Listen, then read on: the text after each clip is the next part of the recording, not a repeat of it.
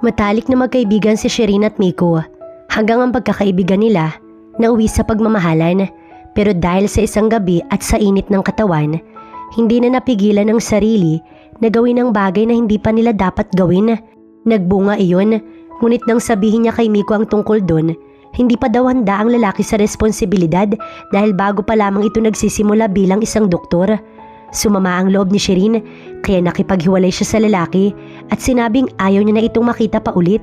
Nagpaalam siya sa mga magulang niya na baka pwedeng doon na muna siya sa kanyang tita sa ibang bansa kung saan pinayagan naman siya ng mga ito. Makalipas ang ilang taon, magbabalik si Shireen sa bansa dahil birthday ng kanyang pamangkin na hindi niya inaasahan na si Miko pala ang doktor nito dahil sakiti ng bata. At dahil sa masama pa rin ang loob niya sa lalaki, sinabi niyang ipinalaglag niya ang anak nila katulad ng ipinararating nito noon. Kahit na ang totoo, mag-isa niyang binuhay ang kambal na anak nila. Sorry I'm late. Mabilis na natuon ang atensyon ng lahat ng bisita kay Shireen na kadarating lang. Ang totoo niyan, na-late talaga siya dahil sa mahabang paliwanagan. Panay kasi ang tanong ng kambal niyang anak kung saan ang punta niya. Kung alam lang talaga ng pamilya niyang tungkol sa mga ito, hindi siya mag-aatubili na isama sila sa kaarawan ng kanyang pamangkin na pinsan naman ng mga ito. Shireen, my daughter. Kaagad siyang nilapitan ng kanyang mamit niyakap. Niyakap niya naman ang ina pabalik, ngunit ramdam niya ang mariing tingin sa kanya ng isa sa mga bisita ron. Pero isinawalang bahala niya yun. Lumapit siya sa asawa ng kuya niya at nakipagbeso dito, tsaka binati ang batang buhat nito. Happy birthday, Jillian! Babae ang anak ng kuya nito at ng asawa nito, kaya nga mahal na mahal ng mag-asawa ang bata at sobrang protektado. Nakakalungkot nga lamang at sakitin ito. Masaya kami na bumalik ka na. Wala ka man lang pasabi, di sana nasundo ka namin sa airport. May halong tampong sabi ng nakakatanda niyang kapatid, tsaka may inginuso sa kanya. Hindi niya na ikinataka pa yun dahil nandoon ang taong dahilan kung bakit niya piniling umalis doon. Doc Miko, walang emosyon niyang sabi habang nakatingin sa mga mata nito. Formal na formal, yung para bang wala silang pinagsamahang dalawa nun. Shireen? Halos magkanda utal-utal ito sa pagbigkas sa kanyang pangalan.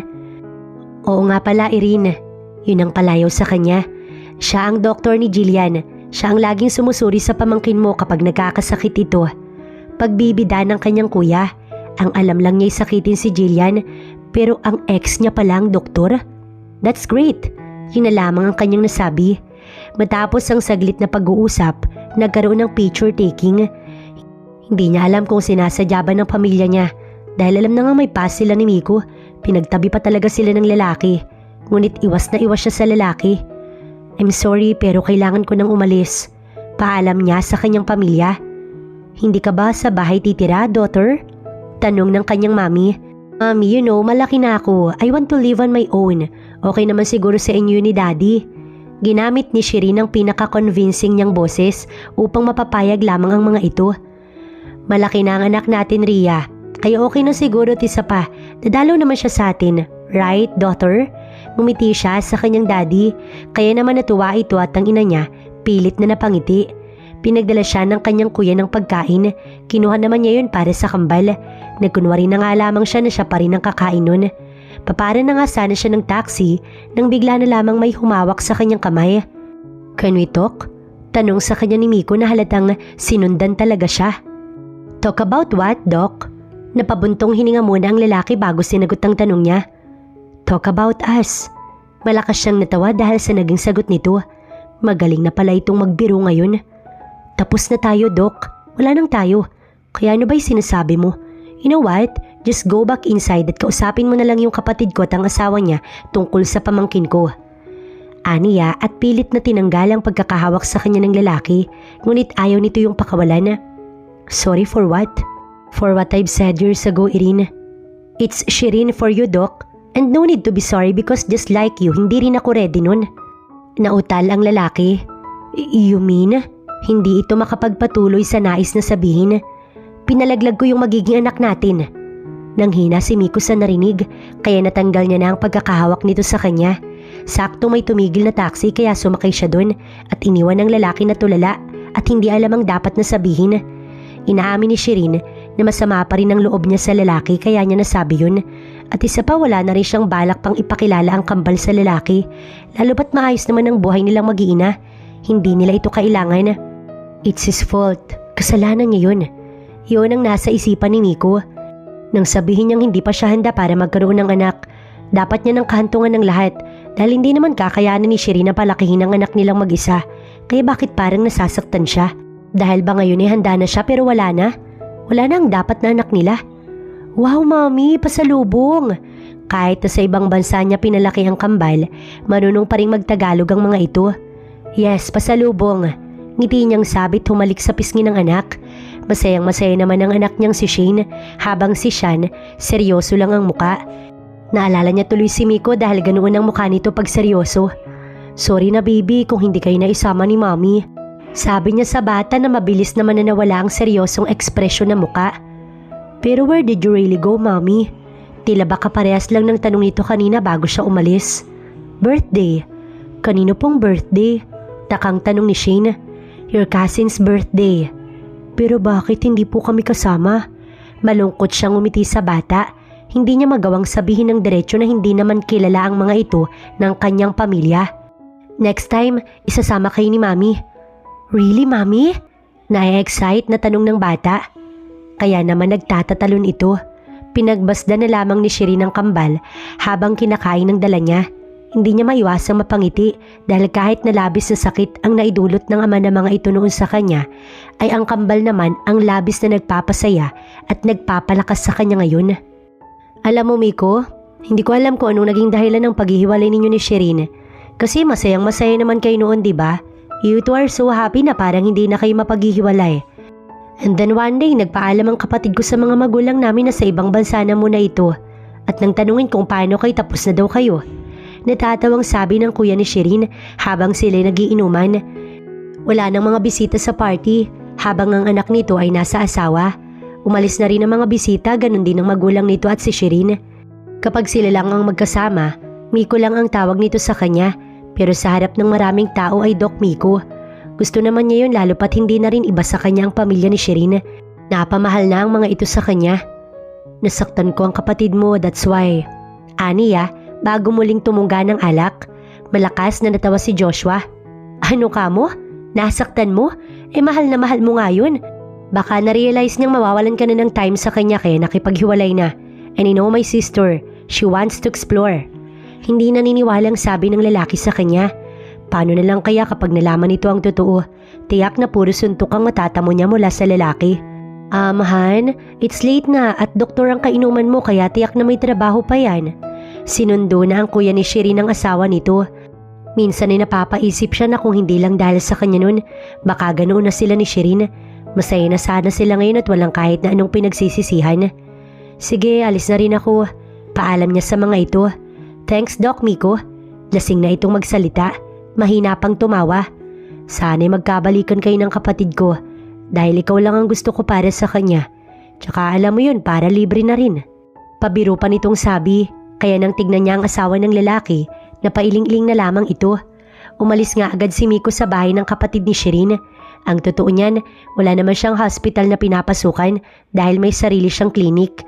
Yun nga lang ay kapag wala siya, hindi iyon magbubukas dahil sino ang susuri sa kanya mga pasyente. Dahil gabi na ingat sa pagdadrive si Miko. At kahit na medyo may tama siya ng alak, malaki ang pasasalamat niya na ligtas siyang nakauwi. Hindi niya naman inaasahan na nandun pala ang kanyang ina na naghihintay. May dala itong pagkain sa kanya. Ma'am, yun na lamang ang kanyang nasabi. Malapit ka pa rin talaga sa pamilya ng ex mo, no? Di ba't sabi mo siya ang nakipaghiwalay sa'yo nun? Bakit ka pa umaasa na babalikan niya? May dating na tanong ng kanyang ina. I still love her, ma'am. And kasalanan ko kaya siya nakipaghiwalay sa akin nun. At kaya niya ako iniwan. Napailing-iling na lamang ang kanyang ina. Baka hindi lang talaga kayo ang para sa isa't isa. So why not try to date other girls? Kahit naman ganun ay pwede mo pa rin gamutin ang kanyang pamangkin kapag kailangan. Suhestyon ng kanyang ina. She's back, ma'am. Di ko sasayangin ang pagkakataong to para magkabalikan kami. Dahil hindi ko na kaya pang magmahal ng iba. Paliwanag niya sa ina. Siguro hindi na kinaya pa ang mga sinasabi niya kaya nagpaalam na ito nga alis na. Napahinga na lamang ng malalim si Miko. Sa nakikita niya wala namang boyfriend o asawa si Shireen, kaya naman may pag-asa pa siya. Maagang gumising si Shireen upang ipaghanda na makakain ng kambal na anak niya bago magising ang mga ito. Kasi kung gising na ang dalawa tsaka pa siya maghahanda, talagang matatagalan siya dahil unahin na naman niyang manaway. Mabilis naman siyang natapos sa pagpe-prepare ng breakfast bago pa magising ang dalawang bata, kaya matapos makapaghanda, ginising niya na ang mga ito. Kaagad na humalik sa kanyang pisngi si Shane at si Shan, ganun din naman ang ginawa. "Good morning, Mommy." Pagbati ni Shane sa kanya. "Good morning din, baby ko." Tsaka niya sabay na niyakap ang dalawa. Matapos kumain ng mga ito, pinaliguan niya ang dalawa. Nakapangako siya kasi sa kambal na isasama niya ang mga ito sa mall. Ayaw niya naman na magtampo sa kanya ang dalawa, kaya tumutupad talaga siya sa kung ano man ang nasabi niya. "Ang ganda at gwapo talaga ng mga anak ko," aniya nang mabihisa ng mga ito.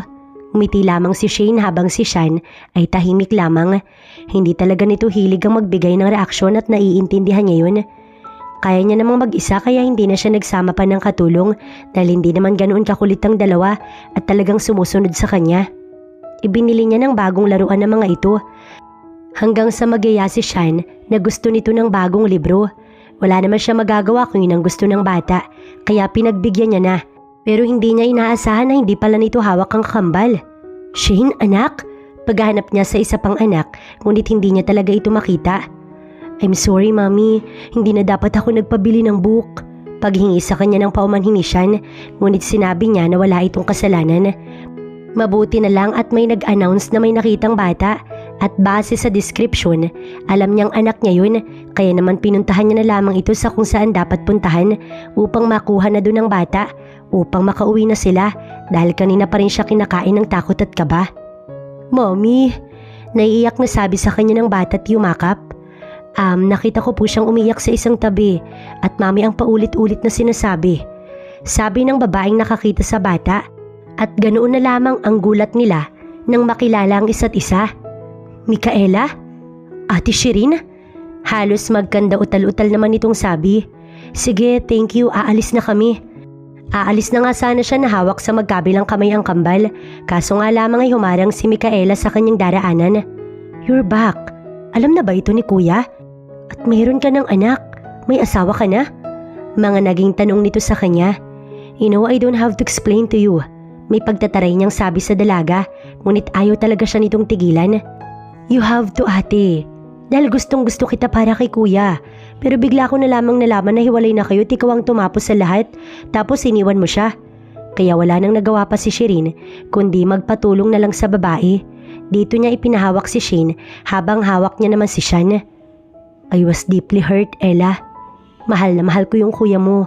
Kaya sobra ako nasaktan nang sabihin niya sa akin ng mga salitang yun. Kaya hindi mo ko masisisi kung kailangan kong itago ang mga anak namin."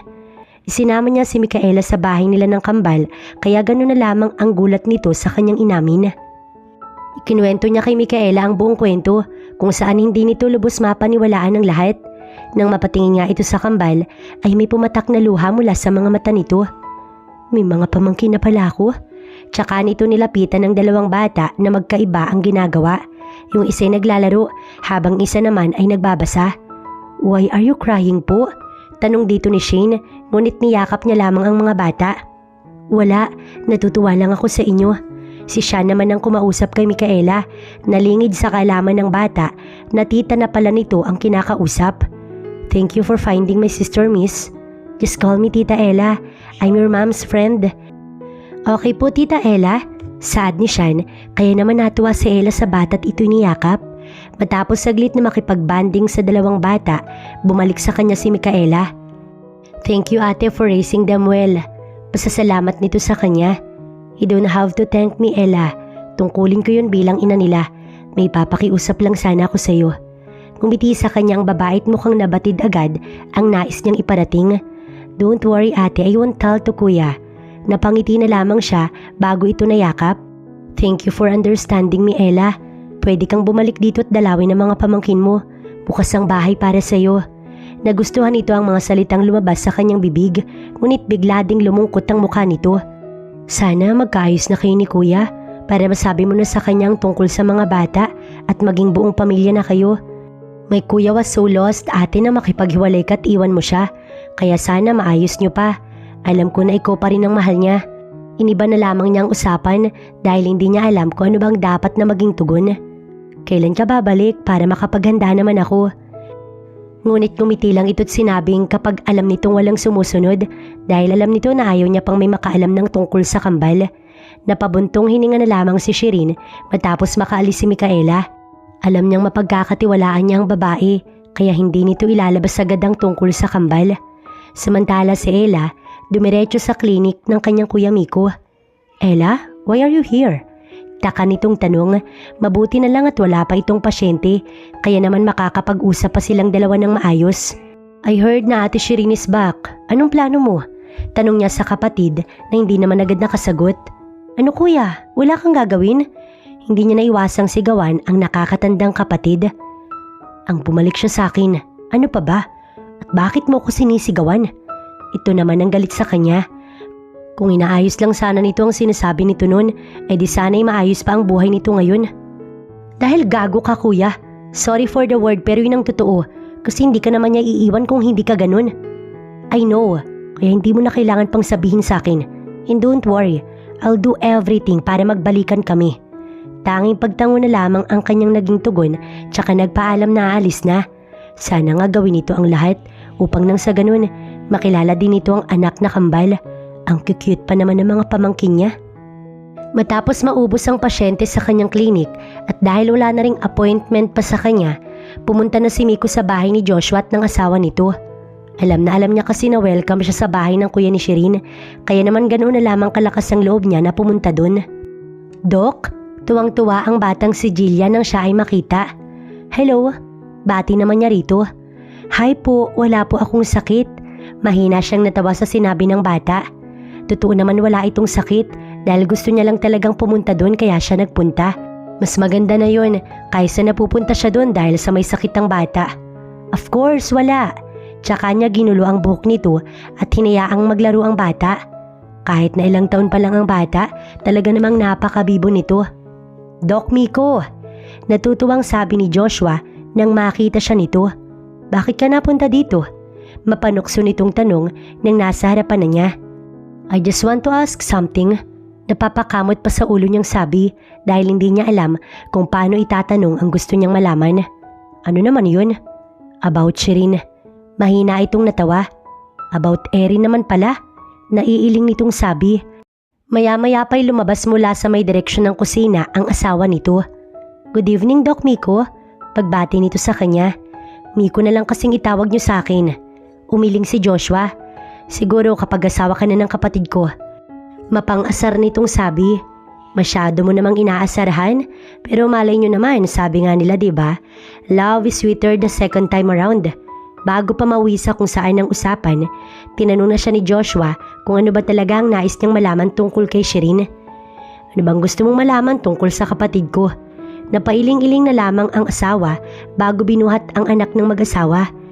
Nagugutom na daw kasi ang bata kaya una na itong papakainin. Saan siya nakatira ngayon? Sabi ko na nga ba, inang gusto mong malaman but sorry. Hindi ko pa rin alam dahil hindi niya pa sinasabi at kung alam ko'y dapat sinabi ko na sa'yo. I understand. Yun lang ang kanyang nasabi. By the way, dito ka nalang kumain. Madami naman laging magluto ang asawa ko. Hindi na. Pagtanggi ni Miko, ngunit sadyang mapilit ito at ayaw talaga siyang paalisin hanggat hindi ito pinagbibigyan kaya naman wala na siyang nagawa pa. Kasabay niyang kumain ng mag-asawa habang ang batang si Jillian ay tulog na. Habang kumakain, hindi pa rin naiwasan ng usapan. Asawahin mo na kasi ang kapatid ko, Doc. Para may nag-aasikaso na rin sa'yo at nagluluto para sa'yo, diba? Pangaasar sa kanya ni Joshua, tsaka mahinang natawa.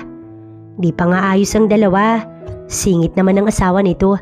Naniniwala ko na magkakaayos din ang dalawang to. Yun din ang pinaniniwalaan niya, tsaka hindi niya bibiguin ang kanyang future brother-in-law. Samantala sa kabilang banda, napatulog na ni Shireen ang dalawang bata. Kanina nang kumain sila ng hapunan, masyadong nabusog ang mga ito dahil sa sarap daw ng luto niya. Kilala niya ang kambal, hindi hilig na mga ito ang mambola, kaya alam niyang nagsasabi sila ng totoo. Siya nga ang nagsinungaling dahil hindi niya sinabi sa dalawa na ang kausap ng mga ito kanina ay tita ng mga ito. Pero di bali na, Sa susunod ay aayusin niya na. Nang sumunod na araw, tinanghali ng gising si Shireen kaya ginupo siya ng kaba nang makitang wala na sa kanyang tabi ang kambal. Ibig sabihin ay naunang gumising ang mga ito sa kanya. Ang unang pumasok sa kanyang isipan ay ang hanapin ng mga ito. Kaya naman kahit hindi pa siya masyadong nakakapag-ayos ng sarili, dali-dali siyang bumaba na kung saan nakita niya ang dalawang bata nakakwentuhan si Micaela. "Sorry ate, hindi ka namin pinagising kasi mukhang masarap ang tulog mo." Paghingi nito nang paumanhin sa kanya. "Ang aga mo naman," sabi na lamang niya. Mahina itong natawa. Siguro tanghali lang talaga siyang nagising.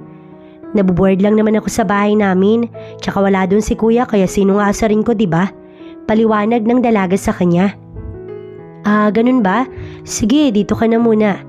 "Hindi mo lang ba tatanungin ate kung bakit wala na sa bahay si kuya?" May panunuksong tanong ni Ella sa kanya. "Hindi, bakit ko naman tatanungin? Wala na akong pakialam sa lalaking yun." Napangiti na lamang ito sa kanyang sinabi. "Sige, sabi mo eh. Oo nga pala, napakain ko na kanina ang dalawang bata." "Salamat naman kung ganun." Umiti lamang ito bago bumalik sa pakikipagkwentuhan sa dalawang bata habang siya ay nagpaalam na kakain na muna. Dahil abala ang mga ito sa sariling banding, hindi na siya masyadong pinansin. Matapos kumain, muli siyang umakyat upang maligo't magbihis.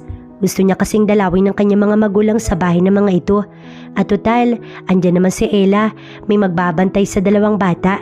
Isa pa'y saglit lang din naman siya at babalik din agad dahil tiyak na hahanapin siya ng kambal. "Mga anak, aalis lang saglit si mami ha. Si Tita Ella muna magbabantay sa inyo. Okay lang ba sa inyo yun?" Malambing na tanong niya sa dalawang bata. "Yes, Mommy. We love Tita Ella agad po. She's so nice." Nang tignan niya si Ella, nagpa-cute muna ito sa kanya. "Oo naman ate, ako na munang bahala sa kanila." Tsaka niya tinignan si Shan dahil ayos na kay Shane. "It's okay, Mom. May magbabantay naman po sa amin." Napangiti na lamang siya bago niyakap ang dalawang bata. Kumuway pa siya sa mga ito bago tuluyang umalis. Nagtaksi na lamang siya papunta sa bahay ng mga magulang. Mabilis siyang nakarating doon dahil alam niya na saglit lang siyang mawawala at makakabalik din sa dalawang bata. "Shireen, my daughter." Tuwang-tuwa ang mami niya nang siya ay nakita. Kaagad siya nitong niyakap. "Where's Dad?" Kahit na alam niya nang isasagot nito, ay tinanong niya pa rin. "In our company. Alam mo naman na kahit na ang kuya mo na ang CEO at bilib na siya sa kuya mo, gustong gusto niya pa rin nagpupunta ron." Napangiti na lamang siya. Na-miss niya ring makakwentuhan ng ina. Magtatanghalian na rin pala, kaya magluluto na daw ang mami niya. Pero pansin niyang parang masyadong madami ang lulutuin nito, kaya hindi niya naiwasang magtanong. Dahil sa pagkakaalam niya, ito lang at ang daddy niya ang kakain at kung kasama siya ay sobra pa rin. "Oo nga pala, daughter. Wala kasi ako mapapakisiyuan kaya ikaw na lang ang magdala ng lunch para kay Doc Miko. Pasasalamat dahil sa patuloy niyang pagiging doktor ng pamangkin mo." Hindi na sana siya't hindi papayag, kaso nga lamang ayaw naman niyang mawala ang ngiti sa labi ng kanyang ina. Sayang-saya pa naman ito sa pagluluto, tsaka ano naman, si Miko lang naman yun. Kahit na napipilitan, sinunod pa rin ni Shireen ang utos ng kanyang mami na dalhin ang niluto nito para kay Miko. Pero kung hindi lang talaga magagalit ang mami niya sa kanya, hindi niya talaga dadalhin yun. Kahit naman na ilang taon siyang nawala sa bansa, alam niya pa rin kung saan pupunta. Kaya mabilis niyang narating ang klinik ni Miko dahil hindi naman traffic. Mabuti na lang din talaga't walang masyadong pasyente. Hindi na nito natuloy ang tatanungin sana sa assistant dahil siya'y nakita. "Erin?" Pagtawag nito sa kanyang pangalan, gustong gusto pa rin talaga na tinatawag siya nitong ganun habang siya naman ay naiinis. "May pinadala lang sa akin si mami dahil wala daw siyang mapapakisiyuan. So that's why I'm here." Aniya at inabot na lang ang dala niyang paper bag sa assistant nito na tinanggap naman agad kaya alam niyang pwede na siyang umalis. Dali-dali siyang tumalikod para makaalis na pero nahabol pa siya ng lalakit na hawakan ng braso niya. "What?" May bahid ng inis na tanong niya kay Miko. "Aalis ka kaagad?" Napairap siya dahil sa walang kwenta nitong tanong. "Anong gusto mong gawin ko? Mag-stay dito? Wala naman akong kailangang ipa-check up." Imbis na patulan siya sa kanyang mga sinabi, matagal na pinakatitigan ng lalaki ang mukha niya. "Bakit? May dumi ba sa mukha ko?" Hindi niya gustong itanong yun, pero nag-aalala lamang siya na baka mamaya ay may makapansin pang iba. mas lalo kang gumanda. Nag-iwas siya ng tingin. Ewan ko sa'yo, aniya, at natanggal niya na ang pagkakahawak nito. Pwede bang dito ka muna? Bakit ko naman gagawin yun? Ano ka, sinuswerte? Okay, I let you go pero in one condition. Kumunot ang noo niya. Ano naman yun? Alam mo masyado kang feeling close eh. Sabayan mo kong kumain. Tutal, madami naman ata tong dala mo. Ano ko? May sasabihin pa sana siya, kaso lamang hinawakan na nito ang isang kamay niya habang ang isa hawak-hawak ang paper bag na dala niya kanina. Nagpaalam pa ito sa assistant. Ingat po kayo ng GF mo, Doc. Sabi pa ng babaeng assistant, kaya grabe ang ngiti ni Miko. Ano bang trip mo? Dinala siya nito sa pinakamalapit na kainan doon para lamang doon kainin ang niluto ng mami niya. Kaya gamit ang kamay, tinakpan niya ang mukha niya. Nakakahiya ka, grabe. Naiiling niyang sabi, kumain ka na din. Anito sa kanya, busog pa ako. Simple niyang sabi. Mas gusto niya pang umuwit makipag-usap sa kambal kaysa sa walang kwentang ama ng mga ito. Kaya pala masyado kang payat. Pamumuna nito sa kanya kahit nasimulat sa pool, hindi naman talaga siya tabain, kaya nainis talaga siya. Alam mo, hindi porket doktor ka, hindi na kita papatulan. Nakakainis ka na ha? Kahit nainis at galit, ay pilit niyang hininaan ng boses sa pakikipag-usap dito. Hey, I'm sorry. Gusto ko lang din na kumain ka rin. Masarap ang luto ni tita. Pagpapakalma nito sa kanya. Dahil sa pakikipag-away dito'y nakaramdam na rin siya ng gutom, kaya tinikman niya na ang luto ng kanyang mami at masarap ngayon.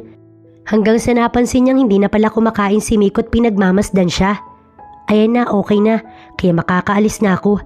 Tsaka siya tumayo at dali-daling umalis doon at iniwan ng lalaki. Naiinis nang umuwi si Shireen. Nagtalo ba kayo ng parents mo, ate? Takang tanong ni Ella sa kanya. Ha? Hindi ah. Tsaka siya umiling kaya kumunot ang noo nito. Bakit parang inis na inis ka? What happened? Yung kuya mo kasi. Ha? Anong kuya? Wait, don't tell me na nagkita kayo ni Kuya Miko. Nandun siya? Pag-uusisa sa kanya ng dalaga. At bago pa siya ulanin ng kung ano-anong tanong mula dito, pinuntahan niya na ang kambal dahil sa sobrang inis niya, wala tuloy siyang pasalubong para sa dalawang bata. Pero sinundan siya ni Ella. Ate, tell me the details kasi. Saan mo siya nakita? Ano bang ginawa niya kaya inis na inis ka? Upang matigil na ang dalaga, ikinuwento niya ang kaunting mga detalye dito, kaya kilig naman ito kahit nang totoo. Wala namang nakakakilig sa mga nangyari. Inis na inis pa nga siya habang nagkukwento. Diyan na magi-start ang lahat, ate. Total, you're here naman ay aalis na rin ako. Sige, salamat sa pagbabantay sa kanila habang wala ko. Ngumiti ito sa kanya. Walain ate, and they are may pamangkin naman so it's very okay to me. Tsaka ito nagbabay sa kanya. Nagbabay din naman ito sa kambal na abala sa mga ginagawa. Mami, why are you so tagal? Takang tanong sa kanya ni Shane. Alangan namang sabihin niya na kinulit siya ng ama ng mga ito, kaya gumawa na lamang siya ng ibang dahilan, yung maiintindihan ng mga ito. Napatango-tango na lamang ang dalawang bata. Siya naman ang nag-asikaso sa kambal. Pero hindi pa din mawala sa kanyang isipan ang interaksyon nila ni Miko. Napailing-iling na lamang siya na baka mawawala na iyon sa kanyang isipan. Pero dahil sa ginawa niyang yun, mapagkakamalan pa siyang nababaliw ng mga anak niya. Mami, why po? What is happening to you? Takang tanong ni Shane. Wala anak. Mabuti na lang at hindi na nagtanong pa ang bata dahil hindi na rin niya alam ang isasagot. Habang sa kabilang banda, inuusisa si Miko ng kanyang assistant kung sino daw ang babaeng pumunta kanina sa kanyang opisina at kasama niyang lumabas. May ex-GF. Simple niyang sagot. Bigla tuloy na wala ang kilig nito. Sayang naman po, bagay na bagay pa naman kayo. Don't worry, kami pa rin naman ang para sa isa't isa. Napangiti ang babae sa kanyang sinabi. Dahil wala pa namang pasyente, inalala na lamang niya si Shireen. Kanina ay natawagan niya na ang mami nito at nakapagpasalamat na kaya okay na. Gusto niya tuloy ikwento sa kapatid nitong si Joshua ang nangyayari. Mamaya rin ay pupunta siya sa bahay ng mag-asawa upang muling makipagkwentuhan. Matapos umalis sa klinik, pumunta nga si Miko sa bahay ng kuya ni Shireen kung saan naabutan niyang nag-uusap ang daddy at kuya ni Shireen pero natigil lang siya ay makita. Doc Miko, why are you here? Tanong ng Ginoo bago tumingin sa panganay na anak na si Joshua. May sakit na naman ba si Jillian? Tumingin naman si Joshua sa kanya. Wala dad, pero Close na kami ng taong yan since siya yung ex ni Shireen, kaya minsan ay napapasyal siya dito upang makipagkwentuhan. Umiti siya sa Ginoo na nanatiling seryoso ang muka. Sa pamilya ni Shireen, ito lang talagang hindi niya masyadong kaklose. I know siya ang ex ng kapatid mo. And siya din ang dahilan kaya nagpakalayo ang kapatid mo. And maybe kaya niya hindi sinasabi yung address sa atin. Baka iniisip niya na sasabihin natin sa lalaking yan. Matapos bitiwan ng mga salitang yun, nagpaalam na ang Ginoo na aalis na. Sorry sa mga nasabi ni Dad. Inis lang kasi yun dahil hindi pa rin sinasabi sa amin ni Shireen kung saan siya nakatira ngayon. It's okay. Naiintindihan ko, totoo rin naman. Tinapik na lamang ni Joshua ang kanyang balikat bago siya nito inayang maupo muna para sa bagong pagkukwentuhan nila. Napag-isip-isip ni Shireen na siguro panahon na rin naman para makilala ng kambal na anak niya ang pinsan ng mga ito. Kaya gusto niyang sunduin ang pamangkin na si Jillian mula sa bahay ng mga ito. Ipagpapaalam niya na magbabanding lang sila pero ang totoo ay kanya itong dadalhin sa kanyang bahay upang doon may makalaro ang kambal. Nagpaalam siya sa kambal na aalis lang siya saglit tapos ay babalik din agad. Pumayag naman ng mga ito kahit wala si Ella. May mga katulong din naman at alam niya na mapagkakatiwalaan ng mga ito. Sino po kayo?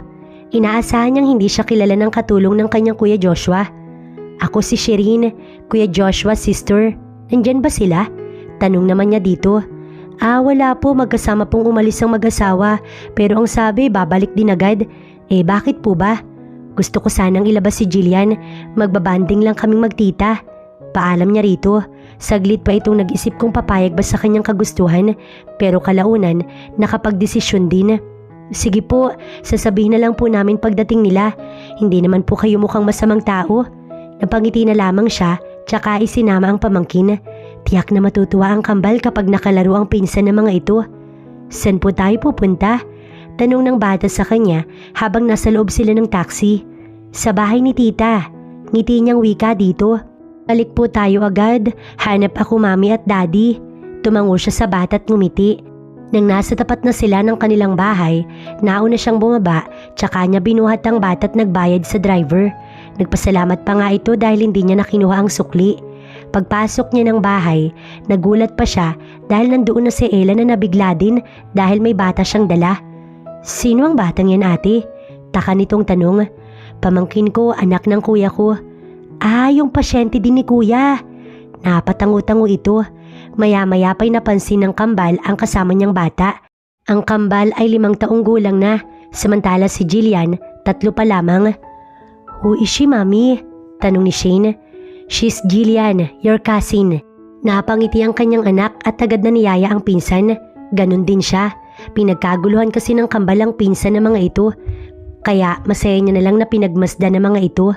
Samantala sa kabilang banda, umuwi na ang kuya ni Shireen at ang asawa nito na agad na hinanap ang anak nila. Sinabi ng katulong na sinama ito ng kapatid ni Joshua dahil hindi naman sigurado at di rin ayos ang CCTV. Hindi nila malalaman kung totoo ang sinasabi ng katulong kaya kinabahan ng mag-asawa. Baka kung sino nang kumuha sa anak nila. Nang mapagtanto ni Shireen na masyado nang nagtatagal ang pamangkin niya sa kanila, naisipan niya na itong ihatid. Ayaw pa nga nito dahil kalaro ang kambal pero napapayag niya rin nang sinabi na babalik din ito dun. Iniwan niya na muna ang kambal kay Ella. Pero hindi naman niya inaasahan na sa pagbalik niya kay Jillian, galit na ang mga tao sa kanya. Lalo na ang kanyang Kuya Joshua na nasigawan pa siya. Nagsabi naman ako sa maid na magbabanding lang kami ni Jillian. I have no bad intention kuya, kaya bakit galit na galit ka? Pinilit ni Shireen na wag umiyak dahil minsan lang naman siyang masigawan ng kanyang Kuya Joshua. Bakit kayo natagalan? Tsaka pwedeng dito ka na lang makipaglaro sa pamangkin mo, kaya bakit kailangan mo pang ilabas at ilayo? Dahil ba gusto mo pa ring umiwas kay Miko? Malakas na lamang na napatawa si Shireen. Alam ko ako ang nakipaghiwalay sa aming dalawa. But why don't you ask him, diba, kung bakit? Hindi yung sa akin kagalit na galit. Gusto ko lang naman na makasama ang pamangkin ko. Masama ba yun? I'm sorry ha. Dapat hindi na ako bumalik kung nagkakagulo lang ang mga buhay ninyo. Tsaka niya tinalikuran ng mga ito. Narinig niya pang tinawag siya ng batang si Jillian pero hindi niya na iyon pinansin at umalis na lamang. Bakit mo naman sinigawan ng kapatid mo? Paninermon kay Joshua ng asawa. Nadala lang ako ng emosyon. Paliwanag dito sa asawa. Gusto lang naman niya makasama ang anak natin. Tuloy umalis. Tsaka pansin ko lang ha, masyado kang close kay Doc Miko na parang ito na ang kapatid mo. Baka nga tama ang kapatid mo na bakit hindi mo muna alamin kung bakit siya nakipaghiwalay kay Doc Miko. Anito bago binuhat ang anak at iniwan ng asawa sa sala. Masama ang loob ni Shirin nang umuwi siya sa bahay. Kaya sinabi niya kay Ella na ito muna ang bahala sa dalawang bata dahil magpapahinga lang siya saglit. Pumayag naman ito. Mabuti na lamang dahil kailangan niya muna kasing mapag-isa. Kailangan na kailangan niya yun. Gaya ng palaging ginagawa ni Miko, pumunta ito sa bahay ng kuya ni Shirin kung saan nabutan niya itong umiinom. Hindi basta-basta nagiinom ang lalaki, kaya natitiyak niya may dahilan ng pag-inom ng lalaki. Good. Hindi niya natuloy ang sasabihin dahil tumayo ito at lumapit sa kanya. Sabihin mo nga sa akin, ano bang dahilan kung bakit nakipaghiwalay sa iyo ang kapatid ko nun?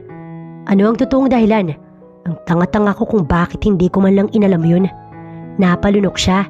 Alam niyang sandaling aminin niya ang katotohanan kay Joshua, masisira na rin ang pagkakaibigan nila. Nagsimula siyang magkwento kay Joshua kung saan hindi ito makapaniwala sa mga sinalaysay niya. Napamura pa nga ito hanggang sa bigla na lamang siya nitong sinuntok. Gago ka? Hindi ko alam kung bakit naging kaibigan pa kita pagkatapos mong gawin yun sa kapatid ko. Kaya naman pala nagpresenta ka pang magiging doktor ng anak ko ha? Ano, para makabawi ka man lang? Kung hindi ka gago, may anak na rin kayo ngayon. Muli nga sana siyang susuntukin, ngunit pinigilan na ito ng asawa. Umalis ka dito at huwag ka na magpapakita sa akin. Kung ayaw mo mabasag yung mukha mo. Dahil sa pakiusap ng asawa nito, napilitan siyang umalis kahit pa gustong-gusto niyang paulit-ulit na humingi ng tawad dito. You cry, Mommy? Napansin agad ni Shane ang pamumula ng kanyang mata, kaya ayun agad ang naitanong ng bata matapos siyang makababa. Oo nga ate, umiyak ka ba? Tanong naman ni Ella. I'm fine. Simple niyang sabi. It's getting late na Ella. Pwede ka nang umuwi, kaya ko na. Saad niya sa dalaga. Okay ate, but are you sure you're fine? Tanging pagtango lang ang naging tugon niya. Kahit na hindi kumbinsido, umalis na ito dahil gabi na rin at tiyak na hinahanap na ito. Nakipagkwentuhan na lamang siya sa dalawang bata para kahit papaano mawala ang kanyang sama ng loob sa nakatatandang kapatid. Baka nadala lang naman ito ng damdamin at may kasalanan din naman talaga siya dahil hindi niya ito tinawagan. Nakalimutan niya tuloy na ayain si Ella na doon na mag-dinner dahil wala talaga siya sa mood. Samantala sa kabilang banda, imbis na umuwi sa bahay ng mga magulang, dumiretso si Micaela sa bahay ng kuya Miko niya. Gusto niya kasing malaman kung may kinalaman ito sa pag-iyak ng kanyang ate Shirin. Pero ang agad niyang napansin ay ang sugat sa may gilid ng labi nito, tanda na sinuntok. What happened? Sinong may gawa niyan sa'yo? May pag-aalala niyang tanong. Kuya ni Shirin, sagot nito sa kanya. Why? I told him kung bakit ako hiniwalayan at iniwan ng kapatid niya. I guess, you deserve it kuya. Yun na lamang ang kanyang nasabi. Wala namang naging tugon sa kanyang kapatid. Habang si Joshua kinausap ang anak kung saan ba ito dinala ng tiyahin. Sa house niya po din I play with them po. Kumunot ang noo nito sa sinabi ng anak. Who's them? Tumigil sa paglalaro ang bata at sinagot ng ayos ang kanyang tanong. Sa twins po sa bahay ni tita, we play po. Mas lalong napaisip si Joshua dahil sa sinabi ng anak niya. Sino ang twins na sinasabi ng anak? Tulog na ang kambal pero si Shirin gising na gising pa rin. Pumapasok sa kanyang isipan na tila ba gusto niya nang ipakilala ang kambal sa kanyang pamilya. Nang makilala na ng mga ito ang kanyang anak, para ang magpipinsan, hindi na patagong maglaro. Siguro nga, ganun ang tama niyang gawin. Deserve naman ng kambal na anak niya na makilala ng lolo at lola nito, pati na rin ng tito ng mga ito. Maagang ginising ni Shirin kinabukasan ng kambal na anak dahil may pupuntahan sila. This time kasi, ang mga ito naman ang napasarap ng tulog. Kahit na medyo antok pa, sumunod naman ang mga ito sa kanya. Pati sa pagkain ng breakfast, ganado ang mga ito. Mami, where are we going? Mall po ulit? No anak, kumunot tuloy ang noo ng bata. Then where po? Muli ay tanong nito. To your lola and lolo's house. We have lolo and lola po? Tumango siya at ngumiti. Yes anak, meron. Napatalon tuloy ang bunso niya dahil sa sobrang excitement. I can't wait po mami, sabi pa ni Shane habang ang kakambal nito ay tahimik lamang. Want to meet your lolo and lola? Tanong niya naman kay Shan, "Will they like me and Shane?" "Yes, I know na magugustuhan nila kayo." Tsaka niya sabay na niyakap ang dalawa. Nagpakawala ng malalim na paghinga si Shireen habang hawak-hawak sa magkabila ang kamay ang kambal na anak. Tsaka siya kumatok sa bahay ng kanyang mga magulang kung saan gulat na gulat ang mga matagal ng katulong ron dahil muli siyang nakita. "Ma'am Shireen?" Tanong pa ng isa, tsaka napatingin ang mga ito sa dalawang bata na kasama niya. Bumati naman sina Shane at Shan sa mga ito, kaya labis na natuwa ang dalawang maid, tsaka tinawag ang kanyang mami at daddy. "Daughter?" Masayang masaya ang kanyang daddy na muli siyang makita, hanggang sa mapatingin ito sa dalawang batang kasama niya. Maya-maya pa'y lumabas naman mula sa kusina ang mami niya na mukhang kakatapos lamang magluto. "Hello, ako po si Shane." Bibong pagpapakilala ng bunso niya. "I'm Shan." Sabi naman ni Shan na halatang walang gana pero pinilit na maging maayos pa rin ang pagbati sa lolo at lola ng mga ito. "Ma'am, Dad, sorry." Naluluha niyang sabi sa mga magulang na hindi pa rin makapaniwala sa kanilang nakikita. Ngunit imbis na pagalitan siya o sabihan ng masasakit na salita, niyakap na lamang siya ng kanyang daddy, kaya naman nakaramdam ng kapanatagan si Shireen. "Why didn't you tell us? Who's the father?" Nang hindi siya makasagot, nagkaroon na ng ideya sa isipan ng daddy niya hanggang sa magsimula na siyang magkwento. "That boy, siya ang may kasalanan ng lahat ng to." Nanggagalaiting sabi ng kanyang daddy. "Tawagan mo si Joshua. Sabihin mong tigilan niya na ang pakikipagkaibigan sa lalaking yun." Sabi pa nito sa kanyang mami. Mabuti na lang talaga't pinahatid na muna ng mami niya sa isa sa mga kwarto sa itaas upang doon maglaro ang mga bata. "Hindi naman po ako galit kay kuya. And okay lang po na makipagkaibigan siya roon." Segunda niya sa sinabi ng kanyang ama. Tinawagan agad ng daddy niya ang kanyang kuya Joshua upang pumunta doon. Mabilis naman itong nakarating. "I'm sorry, Irene." Paghingi nito ng paumanhin sa kanya. At dahil ayaw niya nang mas lalo pang magalit ang kanilang ama, hindi na siya nagsalita tungkol sa nangyari.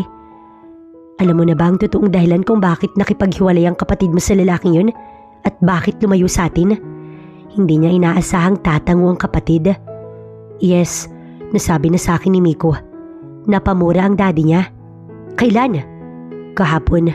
"Kahapon? Kahapon lang siya nagkaroon ng lakas ng loob dahil bumalik na yung kapatid mo?" Napapailing pa nitong sabi.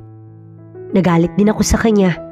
Ang totoo nga'y nasuntok ko ang lalaking yun at plano kong palitan na ang doktor ni Jillian." Sabi naman ng kanyang kuya. "That's the right thing to do. Hindi na siya dapat makalapit sa kahit sinong miyembro ng pamilyang to, lalo na sa mga pamangkin mo." "Mga pamangkin?" Kumunot ang noo ng kuya Joshua ni Shireen. "Hindi pinalaglag ng kapatid mo ang anak nila. And in fact, they are twins." "Really?" Tanong sa kanya ng kapatid. Tumango siya. "I want to meet them. Nasaan sila?" Napatingin silang lahat sa may hagdan dahil akay-akay ng katulong ang dalawang bata. Napapangiting pinagmasdan ng kuya niya ang mga ito hanggang nasa harapan na nito ang dalawa. "Hi po, I'm Shane." "And I'm Shan." Magkasunod na pagpapakilala ng dalawa. "I'm your Tito Joshua." Hindi na napigilan ni Shireen ang pagtulo ng luha mula sa kanyang mga mata. Sa wakas, naipakilala niya na ang mga anak niya sa kanyang pamilya. Matapos maipakilala ang mga anak niya sa kanyang pamilya ay nagpaalam si Shireen sa mga ito kung pwedeng iuwi niya na muna ang kambal.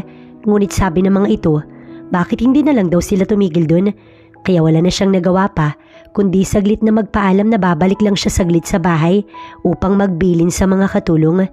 Pagdating niya, naabutan niya si Elang nag-iintay.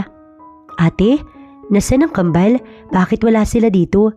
San kayo nagpunta?" Taka nitong tanong.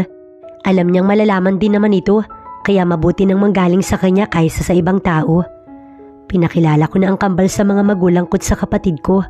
Pag-amin niya dito, tsaka niya nilagpasan ng dalaga pero agad ding napatigil dahil sa sinabi ni Ella. "Paano ang magulang ko, ate? Kailan mo ipapakilala sa kanila ang kambal?" "Alam ko na pero paano sila?" Walang naisagot si Shireen. "Hindi ko alam, Ella. Hindi ko nga alam kung matatanggap din ba nila ang kambal gaya ng pagtanggap ng pamilya ko." "Of course, matatanggap nila, ate." "Hindi tayo sigurado dyan. Kapag handa na ako'y gagawin ko din yun." Muli siyang humakbang. "Isn't that selfish, ate? Kayo ng family mo, nakakasama niyo ang kambal. habang kami hindi. Ako nakadalaw. Pero paano si kuya? Alam ko na gustong-gusto niyang magkabalikan kayong dalawa. Malabo nang magkabalikan pa kami ng kuya mo, Ella. At hindi na rin nahayaan pa ng daddy ko na makalapit siya sa amin. Tsaka niya iniwan si Ella. Bagsak ang balikat na umalis si Ella sa bahay ng kanyang ate Shireen. Sa totoo lang, naawa siya sa kuya Miko niya. Kahit nasabihin pang ito naman ang may kasalanan ng lahat. Pero siguro, deserve rin naman ito na makilala ang kambal. Kaya imbis na tuluyang umuwi sa bahay nila, dumaan siya sa klinik ng kanyang kuya. Naabutan niya ang kanyang kapatid na parang hindi malaman ang gagawin. What happened, kuya? Bakit nagkakaganyan ka? Taka niyang tanong sa kapatid. Ayaw na ako maging doktor ni Joshua sa anak niya. Paano ko magagawang magkaayos kami ni Shireen? Ngunit wala nang dahilan pa para lumapit ako sa kanila. May tinig ng pangamba na sabi nito, "You're a doctor. Matalino ka, kuya. Kaya alam mo dapat ang gagawin mo." Hindi ko na alam, Ella. Nawawalan na rin ako ng pag-asa na magkabalikan kami. Pero susubukan ko. Susubukan ko pa rin. Pupunta ako sa kanila ngayon. Kakausapin ko siya o ang kanyang pamilya. Tsaka dali-daling lumabas ng klinik ang kapatid niya. Ayos naman ang damit nito. Dali-dali siyang pumasok sa sasakyan nito upang samahan ng kapatid niya. Kanina ay galing siya sa bahay ng kanyang ate Shireen, kaya nasisigurado niyang wala pa ito sa bahay ng mga magulang, kaya tsak na ang magulang nito ang makakausap ng kanyang kuya. At hindi nga siya nagkamali. Anong ginagawa mo dito? Galit na tanong ng daddy ng kanyang ate Shireen sa kanyang kuya. I know na baka alam niyo na po ang totoo, but please, hayaan niyo po ko na makabawi kay Irene. I love her so much. I love your daughter so much. Pinagsisisihan ko na ang pagkakamali ko. Hayaan niyo naman po ko. May pagmamakaawan ng sabi ng kanyang kuya. Umalis ka na dito. Hindi na namin nahayaan pang makalapit ka pa sa anak namin o sa kahit sinong miyembro ng pamilyang to. Hindi kailangan ni Shireen ng isang lalaking katulad mo. Bago muling masaktan na naman ang kuya niya, inaya niya na itong umalis na muna sila at sinabing bumalik na lang kapag malamig na ang ulo ng mga nandoon. Ngunit ayaw pumayag ng kanyang kuya. At lumapit pa talaga ito para malaman kung may Shireen ba itong makakausap sa loob ng bahay. Kaya naman nakatanggap lang ito ng suntok mula sa daddy ng kanyang ate Shireen. Hanggang sa lumitaw pa ang kuya ni Shireen, kaya naman napagtulungan pa ito ng mag-ama. Wala na si Miko sa bahay ng magulang niya nang siya ay makabalik. Ngunit naikwento pa rin sa kanya ng mami niya ang ginawang pangbubugbog ng daddy at kuya niya kay Miko, na kahit kasama nito ang kapatid na si Ella, wala naman itong magawa. Dapat ay alam ni Shireen sa sarili niyang deserve yun ni Miko. Pero bakit nakakaramdam siya ng awa kahit na dapat naman talaga nitong harapin ang galit ng daddy at kuya niya? Maya-maya pa'y dumating ang asawa ng kuya Joshua niya kasama ang batang si Jilliang tuwang-tuwa na muling makita ang kambal habang sila pinapanood lamang ang mga ito. Akalain niyo yun, Ma'am, Dad? 3 na pala ang apo niyo at hindi pa lang sa akin ang pinakamatanda. Ani kuya niya sa kanilang mga magulang, tanging pagngiti lang ang naging tugon ng mga ito. Habang siya'y napapaisip kung dapat rin ba niyang ipaalam kay Miko ang tungkol sa kambal. Mukhang malalim ang iniisip mo. Nasa may kusina si Shireen na tumutulong doon nang bigla na lamang may sumulpot sa likuran niya. Ikaw pala, ate, ang asawa ng kanyang kuya Joshua. Wala naman, wika niya rito. Ano nga, pwede ka namang magsabi sa akin. At dahil sinabi naman ito na pwede, nagkwento na nga siya. So parang gusto mo na makilala din sila ni Miko? Pwede naman pero nasa sayo ang desisyon. Pahayag nito sa kanya nang bigla na lamang sumulpot ang kuya niya. No, hindi niyo na kailangan pang malaman ng tungkol sa kambal. Total, tinalikuran niya naman ang responsibilidad niya nung sabihin mo ang mga salitang yun. May galit sa tono ng boses ng kanyang kuya. Hindi ba yun unfair, Joshua? Na may anak ka na tapos hindi mo alam? Pangungwestiyon dito ng asawa. Bakit? Unfair din naman siya nun ah. Bakit? Hindi ba't alam mo naman na gustong-gusto niyang magkaayos sila ng kapatid mo? Lagi mo pang ang kakwentuhan nun. Hindi mo man lang ba i-consider yun? Hindi. Tsaka sila nito iniwan kaya napabuntong hininga na lamang siya. Sa kabilang banda, habang ginagamot ni Ella ang mga pasa ng kuya Miko niya, umiisip siya ng paraan kung paano mapagkikita ito at ang kambal. Gusto niyang malaman ng nakatatanda niyang kapatid ang tungkol sa mga anak nito. Nakukonsensya na rin siya na siya lang ang may alam habang ito'y walang kamalay-malay. Iwan mo na ako dito, Ella. Tutulungan kita, kuya, in every way I can. Habang nakatingin sa kapatid ay iyon ang tumatakbo sa kanyang isipan. Gagawin niya ang lahat upang ito ay matulungan kahit nang itakas pa ang kambal mula sa ina ng mga ito. Maiintindihan naman siguro siya ng kanyang ate Shireen kung gugustuhin niya na maging masaya rin ang kanyang kapatid na nawalan ng kulay ang buhay simula nang umalis si Shireen, at ngayon na nagbalik ito, mukhang mas malabo pa rin ang dalawa. Muling pumunta si Ella sa bahay ng ate Shireen niya, pero hindi para makasama lang doon ng kambal kundi ilalabas sa mga ito. Sakto naman na wala doon ang kanyang ate dahil may pinuntahan ito. Dahil kilala naman siya ng mga katulong doon, hinayaan niyang isama ang dalawa. "Tita, where are we going po?" Takang tanong ng batang si Shane. "May ipapakilala lang si tita sa inyo," sabi niya sa bata. "Who?" Si Sha naman ang nagtanong. "Just someone, baby." Kung pwede niya lang sabihin sa mga ito na daddy ng dalawang bata ang ipapakilala niya, kaso nga lang hindi pwede. Nang nasa bahay na sila ng kanyang kuya, ay hawak niya sa magkabilang kamay ang kambal. Hindi naman kasi po pwedeng humarap ang kuya niya na hindi ayos sa mga pasyente, kaya naman sarado ang pag-aari nitong klinik at nasa bahay lang. "Kuya," pagtawag niya sa kapatid, mabilis siya nitong nilingon. "Ella?" Tsaka ito napatingin sa dalawang batang kasama. "Siya po ba yung ipapakilala niyo sa amin?" Takang sabi ng batang si Shane habang nakatingin ito kay Miko. "Yes baby, siya yon. Brother ko siya and mahilig siya sa bata. And siya rin ang doktor ni Jillian." Natuwa si Shane. "Wow, sabi po ni Jillian, ang bait-bait niyo daw po." Tsaka itong umiti kay Miko na litong-lito. Tsaka lang din napansin ni Miko na matagal na pala siyang nakatitig sa dalawang bata, lalo na sa batang lalaki nakatitig sa kanya. "Kuya, I want you to know something." Upang makapag-usap sila ng kuya niya, pinasama niya na muna ang dalawang bata sa isa sa mga maid para pakainin ng mga ito't makapagmeryenda. Madali naman kasing kausap ang kambal. "Sino sila, Ella?" Nalilitong tanong ni Miko. "They are your kids, kuya." Kumunot ang noo ni Miko. "Ha? Paano?" "Mga anak niyo ni Ate Shireen. I'm sorry kuya, pero matagal ko na ding alam ang tungkol sa kanila, pero hindi ko lang sinabi agad sa'yo." Hindi niya pinalaglag at ang dalawang bata na kasama ko ngayon, mga anak niyo na mag-isa niyang binuhay. Hindi agad nag-sink in kay Miko ang sinabi ng kapatid. Napatingin lamang siya sa kambal na kalalabas lang galing sa may kusina. May hawak na pagkain ng mga ito. "Tita, kailan po tayo babalik sa house? Baka po kasi bumalik na si Mami. Magagalit po yun pag wala kami," sabi ng batang babae habang nakatingin sa kapatid niya si Ella na naluluha na. "Shane is right. Mom will get mad," sabi naman ni Shan na sinang-ayunan ng sinabi ng kakambal. Maya-maya pa'y may tumawag kay Ella kung kasama ba nito ang kambal, kaya napatingin ito sa kanyang kuya. "Tumawag na si Ate Shireen, ibabalik ko na sila." Ngunit dahil na rin sa gusto ni Miko na magkausap sila ni Shireen, ay sinabi niyang sunduin na lang nito doon ng mga bata. Wala tuloy choice si Ella na sabihin iyon sa Ate Shireen niya. Habang si Shireen sa kabilang banda, hindi makapaniwala sa ginawa ni Ella na dinala nito ang mga bata kay Miko, kaya siguradong nasabi na rin ito kay Miko ang katotohanan na hindi naman talaga niya pinalaglag ang magiging anak nila, na kambal pa nga. "Ella, patid sila sa may sasakyan." Utos ni Shireen kay Ella na walang nagawa kundi sundin ito. Tandaan ang pagpapaalam, kumuway si Shane kay Miko. Ganoon din naman ang ginawa ni Miko. Kumuway rin ito sa bata kahit hindi pa masyadong ma-process ang nararamdaman sa mga oras na yun. "Shireen," pagtawag niya sa pangalan ng babaeng mahal. "Ayoko magsayang ng oras, Miko, kaya aalis na ako. Di mo na dapat sila nakilala." Tsaka niya tinalikuran si Miko, ngunit hinabol siya nito't niyakap. "Please, I want to be with you. Gusto ko kayong makasama ng mga bata."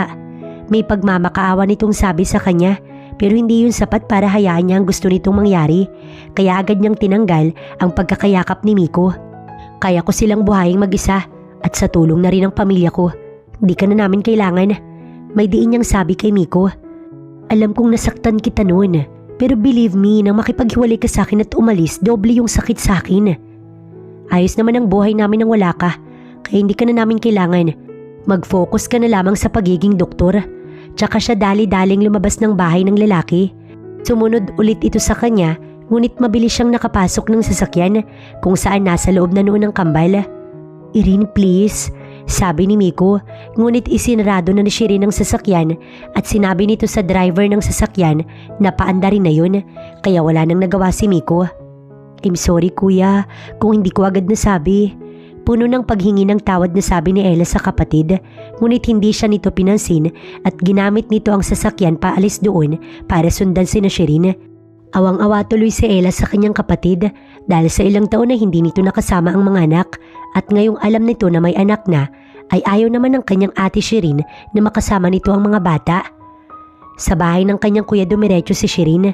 Dahil sa sasakyan ng kuya niya at ang driver nito ang kanyang ginamit, matapos makababa ng sasakyan, mabilis niyang pinapasok ng bahay ang kambal kung saan naghihintay sa mga ito ang pamangkin niyang si Jillian. Kamusta? Nakapag-usap ba kayo ng maayos ni Miko? Tanong ng ate Irene niya na asawa ng kanyang kuya Joshua. Ate, wala naman kaming kailangan pang pag-usapan. Sabi niya dito habang pinapanood nila ang kambal at ang anak nito na naglalaro na. Maya-maya pa'y nakarinig sila ng sigaw mula sa labas ng bahay kung saan nasundan pala sila ni Miko na hindi niya alam kung paano nito nagawa. Shireen, talk to me please. Sigaw nito kaya naman napilitan silang lumabas. Nakapag-usap na tayo Miko. Ano pa bang gusto mo? Iritado niyang tanong sa lalaki. I know you're still mad at me pero hayaan mo naman ako makabawi at pinagsisisihan ko na lahat. My God, Shireen. Tignan mo siya. Hindi ka ba naaawa? Halatang nabugbog din niya ng daddy at ng kuya mo. Wika ng kanyang ate Irene. Wala akong pakialam ate. Tsaka siya muling pumasok ng bahay at tiniwan ng asawa ng kuya niya na papasok na rin sana. Kaso nga lang itinawag ito ni Miko at dahil sa awa, kinausap na nito ang lalaki. Pakisabi kay Shireen please. Kahit na hindi alam ng mga bata na ako yung ama nila. Kahit makasama ko lang. Tanging pagtango lamang ang naging tugon nito at sinabihan si Miko na umalis na bago pa ito maabutan ng kanyang asawa. Sinabi ni Shireen sa kuya niya na alam na ni Miko ang tungkol sa kambal at nagalit naman ang kanyang kuya dahil sa paano daw nito nalaman pero hindi niya naman sinabi pa ang tungkol kay Ella. Baka kasi pati ito hindi napalapitin sa kambal. Habang kakwentuhan niya ang kapatid, narinig din nilang nag-uusap ang kambal niyang anak at ang anak nito. Si Miko ang pinagkukwentuhan ng mga ito kung saan nakilala na daw ng kambal ang doktor ni Jillian kaya naman tuwang-tuwa ang kanyang pamangkin. Shireen? Pagtawag kay Shireen ng kanyang ate Irene, sabay silang napatingin dito ng kuya Joshua niya. Ano yun ate? Tanong naman niya rito. Kanina'y nakalimutan kasi nitong sabihin ang pinapasabi ni Miko dahil bigla na lamang dumating ang kanyang asawa. Pwede bang iwanan mo na muna kami ng kapatid mo? Kumunot ang noon ng kanyang kuya. Bakit? Ano bang pag-uusapan yung dalawa? Please, Joshua, iwan mo na muna kami. Bakit nga? Anong sasabihin mo? Tungkol ba kay Miko? Nasabi na sa akin ni Shireen na pumunta ang lalaking yun dito kanina. Napasigaw na ang ate Irene niya dahil sa inis sa asawa. Hindi nyo ba nakikita na nagiging selfish na kayo? Hindi nyo man lang hayaan yung tao na makasama at makilala ng maayos ang anak niya. Naiinis na sabi ng kanyang sister-in-law. Pero Han, inayawan niya na noon. Noon yon. Hindi ba't nagsisisi na siya ngayon? Hindi ba uso ang second chance? Ang sakin lang naman ay lahat ng tao ay nagkakamali. And si Miko pinagsisihan niya na. At sabi nga pala ng tao, kahit hindi na alam ng kambal na siya ang ama ng mga ito, makasama lamang niya ang mga ito. Yun lang. Tsaka sila nito iniwan. Don't mind your ate Irene. Sadyang maawain lang ang isang yun. Tanging pagtango lamang ang naging tugon ni Shireen. Sinabi ng kuya niya na doon na lamang sila matulog at pumayag naman siya. Total minsan lang naman, kaso nga lang ay sa kalagitnaan ng gabi nang magising siya dahil sa mga taong natataranta. Anong nangyayari kuya? Tanong niya sa kapatid niya. Nilalagnat na naman si Jillian. Lingid sa kanilang kaalaman na kanina, lumabas ito at naambunan. Hindi rin naman nagsabi ang bata at wala namang nakapansin. Napainom niyo na ba siya ng gamot? Tanong niya sa kanyang ate Irene na sobrang natataranta. Hindi siya umiinom ng gamot, ayaw niya noon, pero may isang tao lang na nakakapagpainom sa kanya. Sino? Yun na lamang ang kanyang naitanong. Si Miko. Sagot ng kanyang ate. Hindi tayo hihingi ng tulong sa taong yun. May diin na sabi ng kanyang kuya. Joshua, kahit ngayon lang. Maawa ka naman sa anak mo. At dahil wala ng choice, Tinawagan na nito si Miko na mabilis namang sumagot. Natuwa pa nga ito dahil tumawag sa kanya ang dating kaibigan. Ngunit ang tugon lamang ni Joshua, pumunta agad dito doon. Sa pagdating ni Miko ay siya ang nagbukas ng pintuan. Nasa kwarto niya si Jillian, binabantayan ni kuya at ate. Simple niyang sabi sa lalaki na agad namang pinuntahan ng pamangkin niya. Salamat, ngayon ay makakaalis ka na. Matapos mapainom ng gamot ang anak nito, yun ang sinabi ng kuya Joshua niya kay Miko, kaya nakatikim ito ng kurot sa tagiliran mula sa asawa. Maswerte nga tayo at pumunta siya agad dito tapos gaganyanin mo.